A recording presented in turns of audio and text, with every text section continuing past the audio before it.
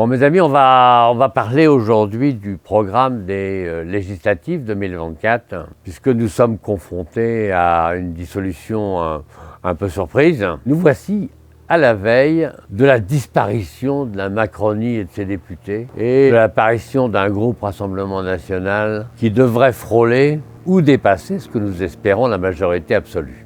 Notre circonscription, la 2e du Morbihan, représentée jusqu'ici par un député qui est un député de hasard, ne fera pas exception.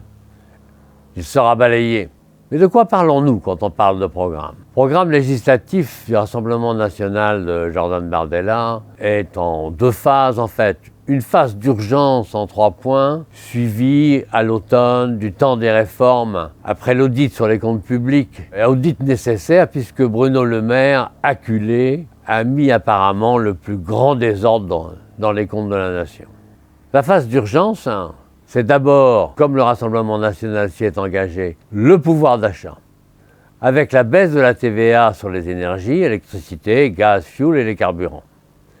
Et en parallèle, la sortie du mécanisme européen du prix de l'électricité qui n'a proprement aucun sens. Un autre sujet, c'est évidemment l'immigration, avec une loi d'urgence, la suppression du droit du sol, la suppression de l'AME, et puis évidemment la sécurité, avec le rétablissement des peines planchers, à la fois en matière de stupéfiants ou d'atteinte aux forces de l'ordre, et la suppression des obstacles à la réalisation des OQTF. Il faut qu'on puisse éloigner les gens qui se conduisent mal, et en parallèle, supprimer les prestations sociales aux mineurs récidivistes.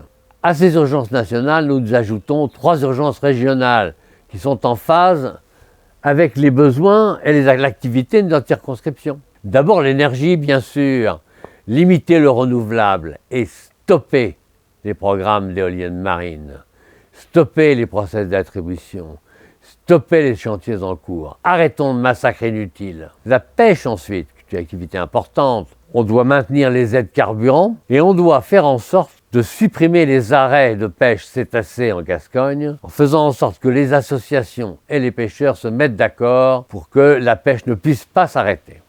L'agriculture, enfin. Nous sommes une circonscription agricole, comme tout le Morbihan. Notre première obligation, c'est de mettre fin à l'écologie punitive, de faire en sorte qu'il n'y ait plus de surtransposition et qu'une molécule autorisée en Europe soit autorisée en France.